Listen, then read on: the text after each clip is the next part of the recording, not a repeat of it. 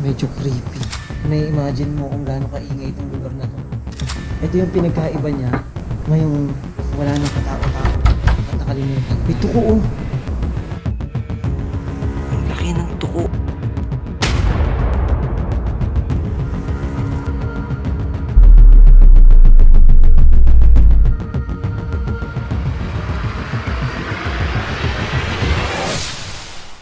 Ang gusaling ito ay parte ng abandonadong resort na na-explore natin at nasa iisang site lamang ang mga ito at pareho itong naging inactive sa pagitan ng 2010 at 2014. Nasa pinakalikod na parte ang gusaling ito ng nasabing resort. At sabi ng mga caretaker ay isa ito noong dorm at retreat house kung saan may nakatira noong mga estudyante ng iba't ibang eskwelahan sa Antipolo. At dahil retreat house din ito ay marami din dito noong nagbabakasyon.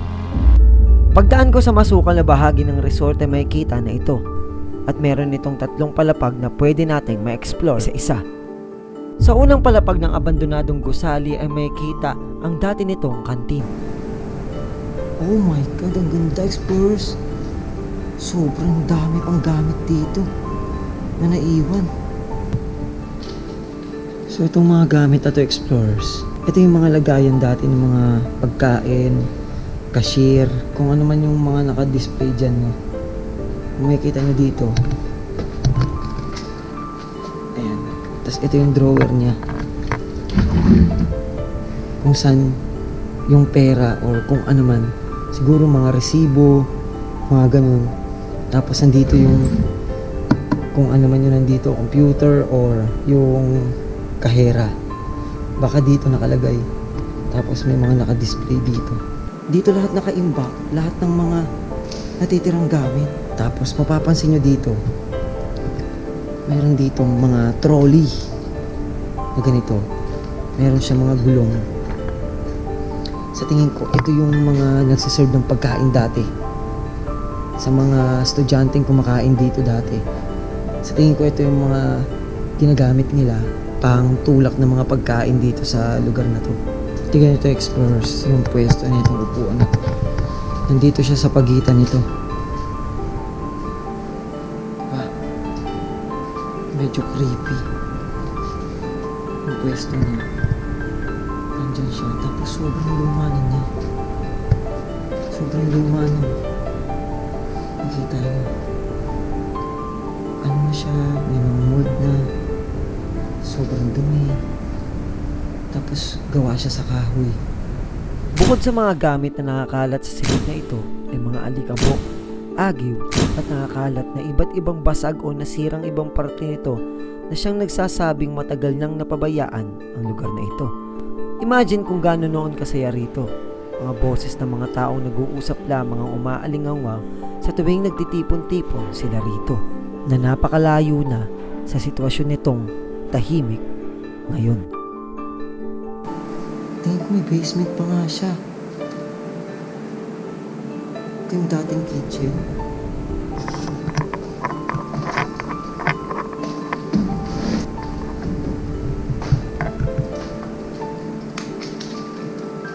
Papunta na to sa labas. Tapos dito may CR din. Bagsak na lahat dito. Ito yung CR. Tapos meron pa. Dito meron pang naiiwan na gamit din. Nasira na rin. Grabe yung ceiling. Sira na siya. Tapos makikita nyo dito sa pader yung mga galing na yung mga tumulong tubig mula dun sa bubong na pupunta dito sa baba. Ito yung washing area. Dito naguhugas ng kamay yung mga estudyante. Sobrang sikip ng mga CR. Halos dikit-dikit lang yung mga inidoro. Sira na rin dito yung ceiling. Bumagsak na rin. Dahil sa tagal ng panahon na inabandona. Ito yung daanan kanina. Papunta dun sa sa may kantin. Tapos dito. Kitang-kita mo dito yung labas. Ayan yung labas. Sa kaliwang bahagi naman ng first floor ay makikita naman ang dating chapel ng lugar, kung saan noon nagkakaroon ng misa tuwing mayroong mga school retreats sa lugar. Dati tong church, explorers. Dati nga tong church. Mistulang giniba na ang chapel na ito dahil sa nagkalat na ang mga gamit nito na nabubulok na at nasisira. Ang mga bintana at grills naman nito ay unti-unti nang ginagapangan ng mga halaman na isa sa indikasyon na napabayaan na ng matagal ang lugar. Ito, dito yung altar. Yan yung altar niya.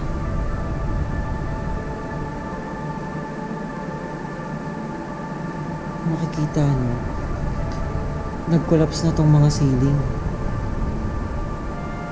Nag-collapse na. Tapos napunta na siya dito sa lapag. Masasabi mong church siya kasi puro siya krus. Diba? Tapos parehas din dito, nagkalat na yung mga ano sa baba. Tapos may mga pako na rin. Kitang kita. Yung mga pako, galing siya dito sa gumuhong ceiling. Ito yung pinaka nakakaano nang nakita ko dito. Si Papa Jesus na nasa cross. Kanina, explorers, off-cam, tinayo lang namin siya ulit kasi nandito siya. Nandito siya. Nakaano siya dito, nakadapa siya dito na parang tinapon. Nilagay na lang namin siya ulit dyan kasi bilang respeto. Kasi puro na siya dito, para lang siyang pinabayaan dito. Siguro sobrang tagal na niya nandyan. Kaya nilipat na lang namin siya dito. Ang hindi ko makita dito, explorers, yung podium kung saan tumatayo yung nagbimisa dito dati na pare. Kaso yung podium, wala na, hindi ko na makita. Siguro sira na siya. Sa second floor ng gusali ay tumambad sa akin ng mga kwarto noon at hindi ko alam kung ano ang setup nito noong maayos pa ito dati. Pero base sa mga lawak ng bawat isang kwarto rito ay kayang maglagay dito ng 2 double deck na kama. At ito nga siguro ang setup nito noon.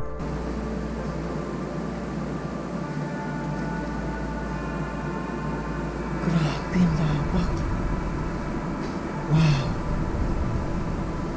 Ay, square lang siya, explorers, na tapos puro mga kwarto na to. Lahat to, kwarto na. So, isa sa mga napansin ko dito, explorers, sa second floor is yung mga kwarto.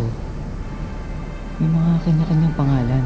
Tapos, yung mga pangalan na to, explorers, mga santo.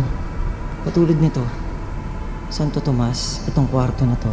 Tapos, itong kwarto na to is San Andres. Itong kabila is San Pedro. Hanggang sa dito sa may kabila, may San Marcos, may San Timoteo. So, banal na lugar tong lugar na to. So, may third floor pa siya.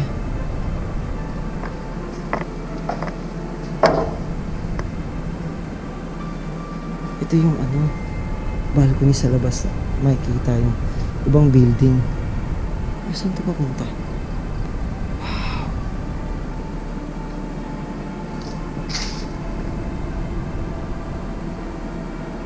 Ito yung papunta sa labas kung saan makikita yung mga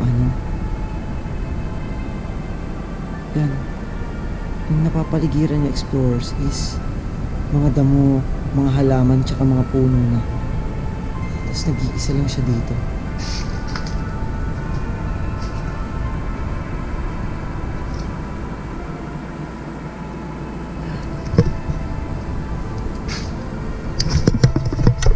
Try naman natin umakyat sa taas.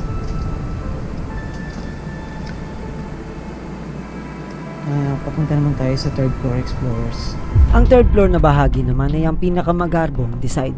Dahil lang umakyat ako dito ay sumalubong sa akin ng isang buong palapag na sa tingin ko na ang bawat pader dito ay gawa sa mahal na klase ng kahoy. At sa tingin ko, ang palapag na ito ay dating main office ng buong lugar na ito kasama na ang resort. May carpet pa dito.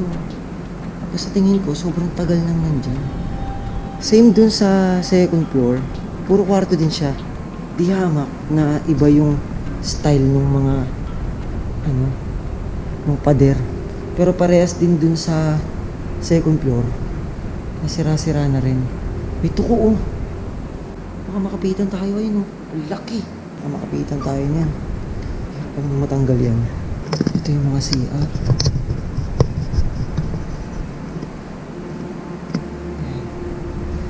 Nakahati siya. Nakahati siya, explorers. Ito yung pinto. Ito yung pinto. Tatlong palapag to na puro mga dormitoryo. At yun nga, may mga sabi-sabi na ginawa daw mental hospital, pero hindi ko alam kung gaano katotoo yun. Pero kung makikita nyo, napakalawak. At kung ano man yung ano dito dati, makikita mo pa rin siya at may imagine mo kung ano ba yung itsura niya at kung gaano siya kasaya. Lalo na mga estudyante yung pumupunta rito dati, di ba? Mga estudyante yung nakatira dito at may imagine mo kung gaano kaingay itong lugar na to. At yun, ito yung pinagkaiba niya ngayong wala nang katao-tao at nakalimutan na. Kung gaano siya kaingay dati, gaano siya katahimik na. Ano man ang nangyari at ano man ang dahilan ng pagsasara nito, ang pag-iikot ko sa loob nito ay marami akong naiisip. Gaano kasaya, gaano ito kaingay sa tuwing may mga bumibisita rito noon. Ang lugar ay naging tahanan ng pananampalataya, pagtitipon, at pagsasaya, at ang mga nangyari dito ay nasaksihan ng bawat kagamitan, pader, at pintuan nito. Kahit na sabihin pang may mga elemento at kaluluwa sa gusaling ito, ay hindi matatabunin nito ang nakaraan. Ang nakaraang nagpasaya sa ilan.